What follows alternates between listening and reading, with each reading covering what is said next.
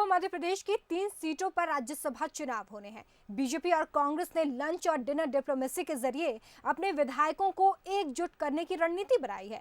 विधानसभा के आंकड़े बिल्कुल स्पष्ट हैं, लेकिन इसके बाद भी बीजेपी और कांग्रेस को मशक्कत क्यों करनी पड़ रही है, सवाल ये है। ये खास रिपोर्ट देखिए। विधानसभा में जो आंकड़े हैं उसके हिसाब से कांग्रेस 1 सीट जीतेगी और बीजेपी 2 सीट जीतने वाली है। बीजेपी की जीत का दावा भी है। बीजेपी के पास 107 विधायक हैं। ऐसे में दोनों सीट जीतने के लिए बीजेपी को 104 विधायकों की जरूरत है, जो आसानी से उसके पास मौजूद है। बावजूद इसके बीजेपी अपने विधायकों को एकजुट करने की मशक्कत कर रही है। बीजेपी ने इसके लिए डिनर डिप्लोमेसी का रास्ता अख्तियार किया है। 17 जून की शाम को सभी विधायकों को भोपाल बुलाया गया है और रात में विधायकों का डिनर होगा। नेता हर विधायक से 1 to 1 चर्चा करेंगे। कोई रणनीति नहीं है भाई, हमारे पास पूरे बोर्ड है, हमें रणनीति क्या बनाना, 2 लोग हमारे चुन के जाएंगे। ये तो वो लोग सोचे राज्यसभा वाले जिन्होंने प्रारंभ से ही जो हमारे अनुसूचित जाति के लोग हैं, अनुसूचित जनजाति के लोग हैं, उन्हें धोखा दिया। पहले शिवभान सिंह सोलंकी थे, तब दिग्विजय सिंह जी आ गए, वो नहीं बन पाए। फिर बुआ जमुना देवी जी आई हमारी, फिर दिग्विजय सिंह जी आ गए। अब फूल सिंह बरैया आए तो फिर दिग्विजय सिंह जी आ गए। सबसे बड़ा ये दलित विरोधी चेहरा है। इधर कांग्रेस ने लंच डिप्लोमेसी का सहारा लिया। कांग्रेस विधायक दल की बैठक हुई, जिसमें राज्यसभा चुनाव की रणनीति पर मंथन किया गया। कांग्रेस के विधायकों की संख्या 92 है। दिग्विजय सिंह को 52 वोट मिलने के बाद कांग्रेस के पास 40 विधायक बचेंगे। ऐसे में फूल सिंह बरैया को जीत के लिए 12 विधायकों की जरूरत पड़ेगी। बरैया जी इस प्रदेश के बहुत ही वरिष्ठ नेता हैं, हम सब उनका सम्मान करते हैं और हमारा तो प्रयास रहेगा कि हम दोनों सीट जीत के आए। और मुझे पूरा विश्वास है कि कांग्रेस का तो एक ही विधायक साथ में है, लेकिन जो अन्य विधायक भी हैं उन्होंने पिछले 70-80 दिन की स्थिति देखी है। वो भी इस बात से निराश है कि जिस प्रकार से कमलनाथ जी की सरकार गिराई गई, ये जो हमारे विधायक अन्य विधायक लोग भी हैं, आम जनता है, वो बर्दाश्त नहीं करेंगे। और हमें पूरा विश्वास है कि दोनों सीटों पर हम दम से लड़े रहेंगे। स्थिति काफी कुछ हद तक साफ है, मगर राजनीति में कब क्या हो जाए कुछ कहा नहीं जा सकता। कांग्रेस के पास खोने के लिए कुछ नहीं है, मगर बीजेपी के पास है, इसलिए बीजेपी ज्यादा सतर्क है। जानकार मानते हैं कि राज्यसभा का ये नतीजा उपचुनाव पर असर डालने वाला साबित होगा। कोमल शर्मा के साथ bureau report, Bansal news, Bhopal. तो देखिए, राज्यसभा का जो रण है उससे पहले ही तैयारियां अंतिम दौर में है, लेकिन इस वक्त जो मशक्कत की जा रही है दोनों ही राजनीतिक दलों की तरफ से, उसके बाद ये सवाल उठता है कि अगर इतना स्पष्ट आंकड़ा सामने है, आंकड़े साफ साफ बता रहे हैं कि किसका पलड़ा भारी है, किसके खेमे में कितनी सीटें जाने वाली हैं, तो फिर ये मशक्कत आखिर की क्यों जा रही है। हमारे साथ बीजेपी प्रवक्ता राकेश शर्मा और कांग्रेस प्रवक्ता अजीत भदौरिया जी जुड़ गए हैं। हम चर्चा करेंगे इस खबर पर, समझने की कोशिश करेंगे कि आखिर ये जो इतनी कोशिशें हो रही हैं इसका कारण क्या है। सबसे पहले राकेश शर्मा जी, आपके पास आ रही हूँ। जो मौजूदा आंकड़ा इस वक्त नजर आ रहा है मध्य प्रदेश की सियासत में, वो साफ तौर पे ये बताता है कि आप लोग आराम से सीटें जीतने जा रहे हैं। 2 सीटें लगभग जो है तय हैं, लेकिन बावजूद इसके ये डिनर डिप्लोमेसी करने की जरूरत क्यों पड़ रही है सर? देखिए रोमिता जी, ये तो स्पष्ट रूप से आईने की तरह साफ है कि दोनों उम्मीदवार भारतीय जनता पार्टी के जीत रहे हैं। और आपने भी अभी आपके चैनल पे आंकड़ा बताया। रोमिता जी, भारतीय जनता पार्टी के राष्ट्रीय उपाध्यक्ष पांडा जी और केंद्रीय मंत्री प्रकाश जावड़ेकर साहब दोनों शाम को आज भोपाल आ रहे हैं। भारतीय जनता पार्टी के समस्त विधायक भी आज भोपाल आ रहे हैं। तो उन सबको एक साथ मिलकर माननीय पांडा जी से मुलाकात हो जाए, माननीय जावड़ेकर साहब से मुलाकात हो जाए, बातचीत हो जाए उनके साथ, तो इसलिए ये एक भोज का आयोजन किया गया है। और ये परंपरा भारतीय जनता पार्टी में शुरू से है। पिछली बार भी जब राज्यसभा के चुनाव हुए थे उस समय भी जो स्थिति स्पष्ट थी, उसके बाद भी भारतीय जनता पार्टी के नेतृत्व ने 2 ऑब्जर्वर दिल्ली से भेजे थे, साथ में उनके साथ भोजन हुआ था। तो एक ये सामान्य सी प्रक्रिया है। घबराहट तो कांग्रेस में होना चाहिए। दुर्भाग्यपूर्ण स्थिति है कि कांग्रेस पार्टी हमेशा दलित और आदिवासी की बात करती है। आप देखिए कि बाबा साहब अंबेडकर के खिलाफ 2 बार लोकसभा में कांग्रेस पार्टी ने उम्मीदवार खड़े किए और दोनों बार बाबा साहब अंबेडकर को लोकसभा का चुनाव हारना पड़ा। आज की स्थिति में देखिए फूल सिंह बरैया, अभी कांग्रेस के एक विद्वान साथी माननीय दिग्विजय सिंह जी के सुपुत्र हैं जी, वो जो कह रहे थे कि हम बहुत सम्मान करते हैं फूल सिंह बरैया का। अरे भैया, सम्मान करते तो उनको पहले नंबर पर रख देते, और इतने ही आपको कॉन्फिडेंस था तो दिग्विजय सिंह जी को दूसरे नंबर पर रख लेते और फिर देख लेते कि क्या स्थिति बनती है, क्या परिस्थिति बनती है और कौन कितना सम्मान कर रहा है। हमने एक आदिवासी बंधु को अपनी तरफ से मौका दिया है और वो राज्यसभा में जा रहे हैं, पर कांग्रेस पार्टी ने एक दलित के अपमान के लिए उसको चलिए, ये उनको मुद्दा दूसरे जो नंबर है पर आप रखा है। लोगों की तरफ से लगातार उठाया जा रहा है और कांग्रेस इसका जवाब लगातार दे रही है। अजीत भदौरिया जी के पास मैं जा रही हूँ। अजीत जी, मुझे लगता है कि आप इस सवाल का जवाब पिछले कई दिनों से लगातार दे रहे हैं, कांग्रेस की तरफ से लगातार जवाब रखा जा रहा है। अमिता जी, सबसे पहले मैं आप बंसल न्यूज़ के माध्यम से हमारे लद्दाख में जो चीनी सेना द्वारा 20 सैनिक शहीद हुए हैं उनको मध्य प्रदेश कांग्रेस कमेटी की तरफ से श्रद्धांजलि अर्पित करता हूं, जिसमें दुर्भाग्य से हमारे मध्य प्रदेश और छत्तीसगढ़ के एक एक सैनिक हैं जी जी। राजनीति से परे जाके उनके चरणों में सादर नमन करते हैं। जहाँ तक बात आ रही है, आज पूरा ज्ञान अर्जन और वो पूरा ज्ञान उड़ेला जा रहा है। ये लोकतंत्र में परिस्थिति बनी कैसे, ये सबको मालूम है। मध्य प्रदेश के एक एक बासिंदे को मालूम है, एक एक मतदाता को मालूम है, 7.25 करोड़ मतदाता को मालूम है कि किस तरीके से भारतीय जनता पार्टी ने तोड़फोड़ करके कितने पैमाने पर रुपए खर्च करके ये स्थितियां आज ला दी लोकतंत्र की हत्या करने।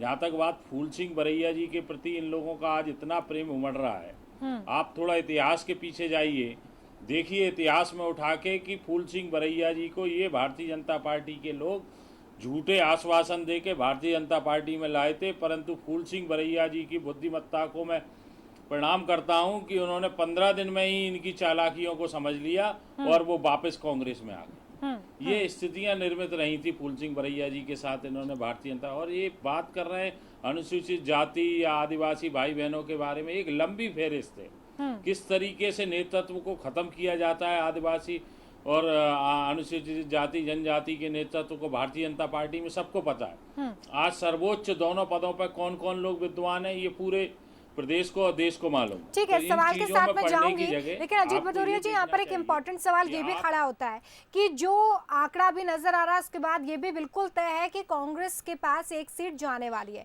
लेकिन आप लोगों की तरफ से दावा 2 सीट का किया जा रहा है। मैं इस दावे का आधार आपसे समझना चाहूंगी, क्योंकि एक तरफ लंच डिप्लोमेसी भी हो रही है, दावा भी किया जा रहा है, तो इसका कोई आधार है? देखिए, आधार है सिर्फ नैतिकता। कांग्रेस हमेशा लोकतंत्र का सम्मान करती चली आई है रोमिता जी। कांग्रेस ने कभी लोकतंत्र के लिए धन बल बाहुबल का प्रयोग नहीं किया। आज हाँ ठीक है ना, आज कांग्रेस अगर धन बल का प्रयोग कर लेगी तो आप देख लिए कि इनकी सरकार क्या 2 क्या 1 भी सीट नहीं ले जा पाएंगे।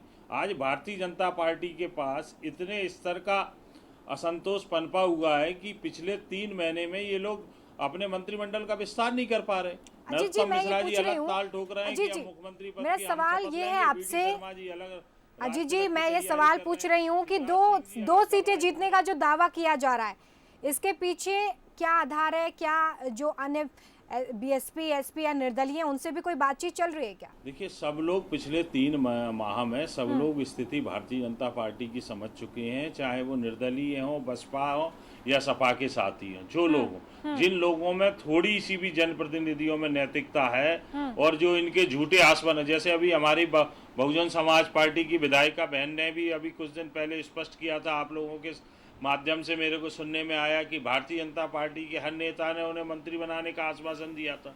कहाँ है वो आश्वासन? मंत्री पद की शपथ तो मैं भी लूंगी। ये सब चीजें लगातार चली आ रही हैं। तो रोमिता जी देखिए, आप मतदान के समय तक देखिए, निश्चित रूप से इनके भारतीय जनता पार्टी के अंदर के लोगों में भी नैतिकता जागेगी, क्योंकि वो भी इस चीज को बार बार परेशान हो चुके हैं कि ये सरकार वर्तमान में जो सरकार काम कर रही है वो भारतीय जनता पार्टी की सरकार अजीत जी क्रॉस वोटिंग की तरफ इशारा कर रहे हैं। सिर्फ और सिर्फ शिवराज सिंह जी और नरोत्तम मिश्रा जी ने। तो ये नैतिकता जगा के आप ये कह रहे हैं कि बीजेपी के कुछ लोग आपको वोट कर सकते हैं, ऐसा? बिल्कुल, जिसमें जिन लोगों को ये कष्ट है, भारतीय जनता पार्टी की वर्तमान में सरकार काम नहीं कर रही, सरकार चल रही है तो सिर्फ और सिर्फ शिवराज सिंह जी की और नरोत्तम मिश्रा जी की। राकेश जी बड़ा मुस्कुरा रहे हैं, मुझे लगता है कि शायद उनके पास इन चीजों का जवाब है। राकेश जी, में कहीं नजर नहीं आ रही। देखिए रोमिता जी, मेरे विद्वान साथी बड़ी बड़ी बातें कर रहे हैं, लोकतंत्र की दुहाई दे रहे हैं, संविधान की दुहाई दे रहे हैं। मैं इनसे 3-4 प्रश्न पूछना चाहूँगा। राजस्थान में कांग्रेस सरकार को बहुमत नहीं था, बहुजन समाज पार्टी के जितने बंधु चुनाव जीत के आए थे पूरे को कांग्रेस पार्टी ने अपनी पार्टी में शामिल कर लिया। मायावती जी जो बहुजन समाज पार्टी की राष्ट्रीय अध्यक्ष है, उनने स्पष्ट रूप से कहा कि कांग्रेस पार्टी ने मेरी पीठ में छुरा भोंका है और लोकतंत्र की हत्या की है। एक नहीं राकेश जी, सवाल तो यहाँ पर ये खड़ा बहुत सारे हो रहा है। जवाब दूंगा, नहीं, मैं वो सब जवाब मेरा दूंगा। छोटा सा सवाल है सर, हाँ, इसी जी, में आप जी, जवाब दे जी, दीजिएगा। जी, जी। यहाँ पर अजीत जी तो ये कह रहे हैं कि बीजेपी के ऐसे बहुत सारे विधायक हो सकते हैं जिनकी नैतिकता जाग जाए वोटिंग के समय। देखिए रोमिता जी, मैं वही बात करने की बात कर रहा हूँ बार बार कि स्पष्ट रूप से कांग्रेस पार्टी को मालूम था कि दूसरा उम्मीदवार कांग्रेस पार्टी का नहीं जीत पाएगा।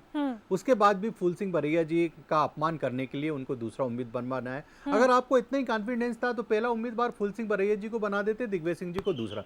दूसरी तरफ कांग्रेस के लोग कहते हैं कि हम लोकतंत्र की रक्षा की बात करते हैं। नरसिंह राव सरकार में किस तरह से सांसदों को खरीदा गया था पूरे देश ने देखा। दूसरी बात, जब कमलनाथ जी की सरकार थी, कमलनाथ जी दावोस गए थे वहाँ उद्योगपतियों से बात करने के लिए कि मध्य प्रदेश में उद्योग लगाना है। वो प्रेस कॉन्फ्रेंस में उन्होंने कहा था हमारे साथ 5 भारतीय जनता पार्टी के विधायक संपर्क में हैं। तो पहले दिन से कांग्रेस पार्टी भारतीय जनता पार्टी के विधायकों को खरीदने की और प्रलोभन देने का प्रयास कर रही है।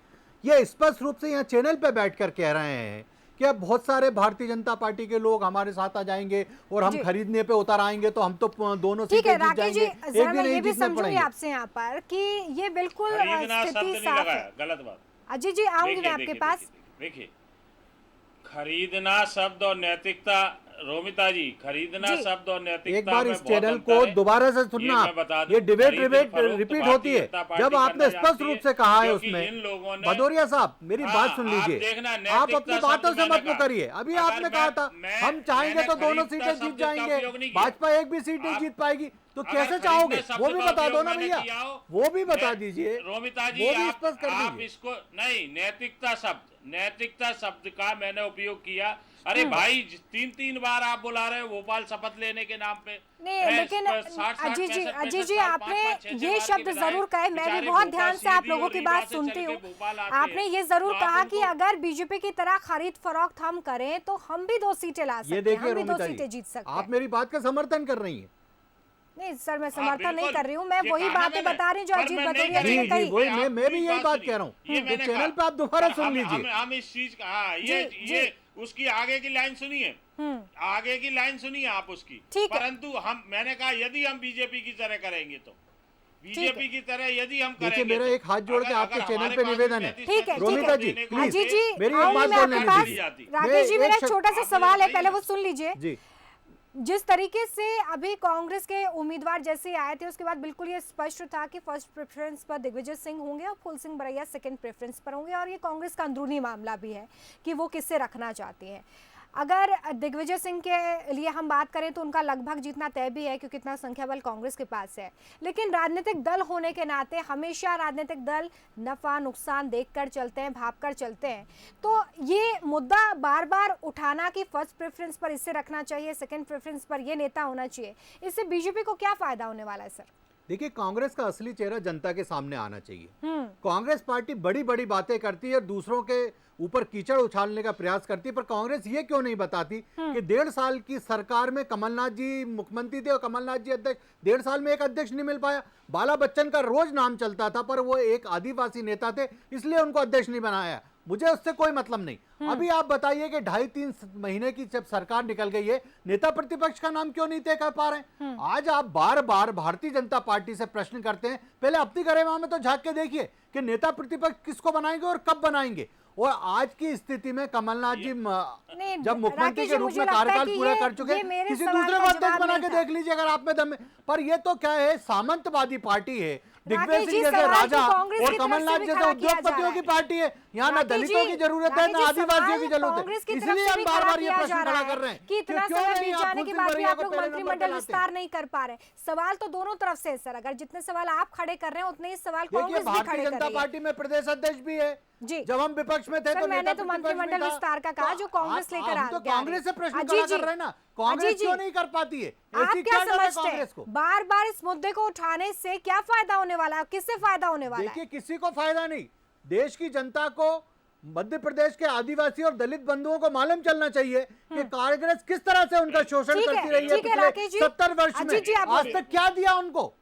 ये प्रश्न है, यक्ष प्रश्न ये है। ठीक है रोमिता जी, मानता हूं कांग्रेस ने सब कुछ कमियां की, सारी कमियां कांग्रेस पार्टी में, परंतु मेरे भारतीय जनता पार्टी के विद्वान मित्र कृपया करके ये बता दें कि कल जो व्यक्ति आपकी पार्टी में आया, जुम्मे 24 घंटे नहीं हुए उसको पार्टी ज्वाइन किए, उस व्यक्ति को आप पहले प्रेफरेंस पे रख रहे हो, और एक आदिवासी व्यक्ति जिसने पूरा अपना जीवन मजाक बना रहे हो आपके अपना संघ चैनल आरएसएस और पे? भारतीय हंसी जनता आती है पार्टी मुझे की आपकी बुद्धि विचारधारा पे, में लगा तरस दिया, आता है, उसको तरस सेकंड आता है। प्रेफरेंस में रख दोनों रहे हैं। उम्मीदवार जीत क्यों? रहे हैं क्यों भारतीय रख जनता रहे हैं? पार्टी के।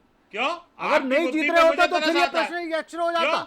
आप अरे मुझे बताइए कि कहाँ? भारतीय जनता फर्स्ट पार्टी पे के दोनों रखते ना। उम्मीदवार जीत रहे अरे हैं कि तो नहीं? फर्स्ट पे जवाब रखते तो दे दो, सोलंकी जी को। जवाब देने की आप स्थिति में आदिवासी तो का आओ। बहुत सम्मान कर रहे जवाब हैं। देने की आपने स्थिति में सेकंड पे आओ। क्यों रखा? अपने आप कुतर्कों से बताइए, यहाँ आपने कुछ से- नहीं हमारे होगा। भी दोनों जीत तर्क रहे हैं। दीजिए तो कुछ हमारे दमदार दोनों तर्क प्रत्याशी जीत दीजिए। रहे शर्म हैं। आना चाहिए आपकी आपका बुद्धि पे, मुझे आदिवासी शर्म आ रही प्रत्याशी हार रहा है। है। दोनों उम्मीदवार जीत रहे हैं आपका भारतीय जनता आदिवासी पार्टी के। प्रत्याशी यहाँ हार रहा पहले और है। दूसरे का तो सवाल आप नहीं उठा। बताइए, पहले कल दूसरे जो का सवाल 24 वहाँ उठता घंटे के जहाँ अंदर भारतीय जहाँ जनता वोट कम पार्टी है, में जहाँ आया, कांग्रेस उस पार्टी में व्यक्ति उठता को है। क्यों बनाइए फर्स्ट ना प्रायोरिटी फूल पे सिंह रखा? बरैया को। आप दम मुझे है क्या बताइए, आप जो में? व्यक्ति दम हो 24 तो बता घंटे के दीजिए, अंदर नहीं तो भारतीय इधर उधर की जनता बात पार्टी मत जिसने कीजिए, ज्वाइन मत की। कीजिए बात। अरे हमने तो राजा राष्ट्रवादी महाराजा ना। और उद्योगपति की पार्टी है हमने कांग्रेस राष्ट्रवादी, पार्टी, आपने क्यों और उन्हीं दिया के दम पे अपने चलती आई है। आज हमने तक एक स्वीकार किसी कर गरीब लिया, दलित का सारी कोई भला कमियां, किया हो तो सारी बता दो। कांग्रेस पार्टी बाबा की। अंबेडकर के पर खिलाफ आप तुमने न्यायवादी, उम्मीदवार खड़े आप किए सिद्धांतवादी, और आज छाती पीट रहे हो बता दलितों के देंगे नाम भाई पे। की बताए क्यों पहले नंबर पे रखा उसको? आप ठीक है। हमें बताइए ना। ठीक है, आप चलिए हम फूल इस सिंह चर्चा बरैया पर हार रहे हैं। लौटेंगे। राकेश जी, ये आपको भी अजीत जी, मालूम है। आपके पास आऊंगी मैं कुछ और सवालों के साथ, लेकिन फिलहाल देखिए जो स्थिति बनी हुई है जिसको लेकर हम लगातार बातचीत कर रहे हैं कि राज्यसभा चुनाव से पहले ये जो कड़ी मशक्कत हो रही है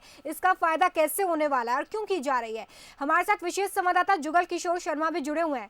जुगल, जिस तरीके से इस वक्त मशक्कत हम देख रहे हैं और बीजेपी संख्या बल के हिसाब से 2 सीटें ले जाती हुई नजर आ रही है, फूल सिंह बरैया का मसला बार बार उठाया जा रहा है कांग्रेस की तरफ से, और ये कहा जा रहा है कि फूल सिंह बरैया जो हैं वो एक ऐसा चेहरा है जिसे इग्नोर किया गया बीजेपी में जब वो थे। ये कांग्रेस का सवाल है। मैं समझना ये चाहूँगी कि राज्यसभा चुनाव के जो नतीजे हैं उनका उपचुनाव पर कितना असर होने वाला है। क्या उपचुनाव में एक अच्छा खासा मैंडेट लाने के लिए इस तरह की रणनीति पर काम किया जा रहा है?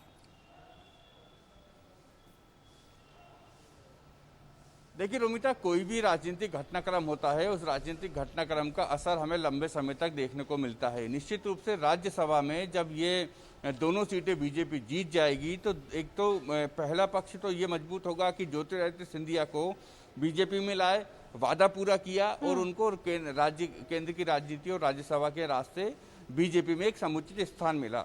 दूसरा ये कि सुमेर सिंह सोलंकी जो आदिवासी चेहरा बन सकते हैं बीजेपी का, उनको दूसरी जीत मिलेगी तो ये कहने को बीजेपी के पास होगा कि देखिए हमने एक दलित को, आदिवासी को हमने राज्यसभा भेजा है। जबकि कांग्रेस के खिलाफ ये जाएगा कि फूल सिंह बरैया नंबर 2 के कैंडिडेट बनाए गए जो कि दलित चेहरा हैं, खास तौर से उन सीटों का जहां पर उपचुनाव होना है। तो ऐसी परिस्थिति में ये बात निश्चित रूप से कांग्रेस के थोड़े खिलाफ जरूर जाएगी। तो बीजेपी इस तरह का एक प्रचार भी जैसा शुरू कर दिया गया है कि राजा को पहले नंबर पे और दलित को दूसरे नंबर पे रखा गया है। तो जो 16 सीटें हैं ग्वालियर चंबल की, इस पे खासा असर इसका देखने को मिलेगा। हालांकि कांग्रेस की आगे की रणनीति ये होगी कि फूल सिंह बरैया को किसी विधानसभा सीट से उम्मीदवार बनाया जा सकता है, लेकिन फिर भी अभी जिस तरीके से बीजेपी ने माहौल बनाया है कि राजा को पहले नंबर पर रखा है, दलित को दूसरे नंबर पर रखा है, ये भविष्य के उपचुनाव की रणनीति का ही एक हिस्सा है। बिल्कुल, ताकि यही बीजेपी समझना ये चाह कह रही थी सके मैं आगे आपसे। जाके बहुत कि शुक्रिया देखिए जुगल इन्होंने दलित इस को हरा तमाम दिया। जानकारी के लिए। तो देखिए जुगल बता रहे हैं कि राज्यसभा चुनाव के जो नतीजे हैं वो आने वाले उपचुनाव पर भी सीधा सीधा असर डालेंगे, और यही एक वजह नजर आती है जिसके चलते यहाँ पर राजनीतिक दल इस वक्त इस पर कशमकश करते नजर आ रहे हैं, कड़ी मेहनत करते नजर आ रहे हैं। राकेश शर्मा जी, ये जो आंकलन है ये कहीं ना कहीं फिट तो बैठता है सर कि राज्यसभा चुनाव के नतीजों के जरिए आप उपचुनाव को साधने की कोशिश कर रहे हैं। देखिए रोमिता जी, हम एक राजनीतिक दल हैं जी, और राजनीतिक दल हमेशा आगे की रणनीतियां बनाने में, और चुनाव तो मध्य प्रदेश में निश्चित रूप से रोमिता जी होना है 24 स्थानों पे, बिल्कुल। तो भारतीय जनता पार्टी उसी हिसाब से तैयारी कर रही है। पर कांग्रेस पार्टी के साथ दिक्कत क्या है कि कांग्रेस पार्टी अच्छा गब गब वो कड़वा कड़वा थू थू की रणनीति अपनाती है। वो इस गलत फहमी में थी कि चंबल के जो 14 सीटों पे चुनाव है, फूल सिंह बरैया को हम अगर राज्यसभा का मौका दे देंगे तो एकदम वहां पर हमें बहुत अच्छा माहौल मिल जाएगा। पर अगर एक दलित का अपमान कांग्रेस पार्टी कर रही है, वो निश्चित रूप से ये तय है रोमिता जी, हर राजनीतिक किसी भी विश्लेषक से भी आप पूछेंगी तो वो कहेंगे कि कांग्रेस के पास इतने वो नहीं है कि उनका दूसरा उम्मीदवार जीत पाए, वोट नहीं है। तो भारतीय जनता पार्टी अगर आज एक आदिवासी को सम्मान दे रही है तो ये मेरे विद्वान साथी प्रश्न उठा रहे हैं, पर ये क्यों नहीं बता पा रहे हैं कि पहली प्राथमिकता में क्यों नहीं रखा उनको? अगर इतना ही आपको सम्मान लग रहा था और इनकी उपयोगिता इतने लग रही थी, राजा साहब तो लगातार राज्यसभा के मेंबर रहे, अगर उनको नहीं मिलेगा, वो दिग्विजय सिंह जी बड़ा नाम है, उनको आवश्यकता नहीं है कि वो राज्यसभा में जाएं या नहीं जाएं। और फूल सिंह बरैया अगर जाते तो एक दलित बंधु का सम्मान बढ़ता, राज्यसभा में वो पहुंचते और वहां पे प्रतिनिधित्व करते। पर मुझे लगता है जिस तरह से ये चाल कांग्रेस ने चली है, अब ये कांग्रेस के गले में ही उनका फंदा बन गया है, और जो फंदा धीरे धीरे कसता जा रहा है वो कांग्रेस को समझ नहीं आ रहा है कि वो करे तो करे क्या। इसलिए इधर उधर की बातें की जा रही है। लास्ट टिप्पणी आपकी मैं इस पर चाहूंगी, क्योंकि सवाल लगातार बीजेपी की तरफ से तीखे बाण की तरह पर छोड़ा जा रहा है कि क्यों सेकंड प्रेफरेंस पर आपने दूसरे उम्मीदवार को रखा है और पहले प्रेफरेंस पर दिग्विजय सिंह को। बहुत कम शब्दों में संक्षिप्त टिप्पणी आपकी। देखिए, सबसे पहले रोमिता जी, पूरे घटनाक्रम में आपत्ति इस बात पे है कि आज हम मतदान से पहले ही निर्णय कर रहे हैं कि कौन जीत रहा है कौन हार रहा है। सबसे पहले तो आपत्ति इस बात पे, ठीक है ना। आज हम स्वयं कंक्लूजन ना करें, मतदान का भी इंतजार कर लें जब मतदान होगा राज्यसभा के लिए। और दूसरी बात, जहाँ तक बात 16 उपचुनाव की बात कर रहे हैं ग्वालियर चंबल अंचल में, तो इन मुद्दों पे होगा गद्दार वर्सेस वफादार, 15 साल बनाम 15 माह, इस पे चुनाव होगा। जहाँ तक फूल सिंह बरैया जी की बात है, फूल सिंह बरैया जी जहाँ तक है राज्यसभा चुनाव जा रहे हैं जीत के, अगर वो नहीं भी जीत पाएंगे, दुर्भाग्य से रह जाएंगे, तो उनको उससे ज्यादा सम्मान देगी कांग्रेस पार्टी। कांग्रेस पार्टी हमेशा सम्मान का ख्याल रखती चली आई।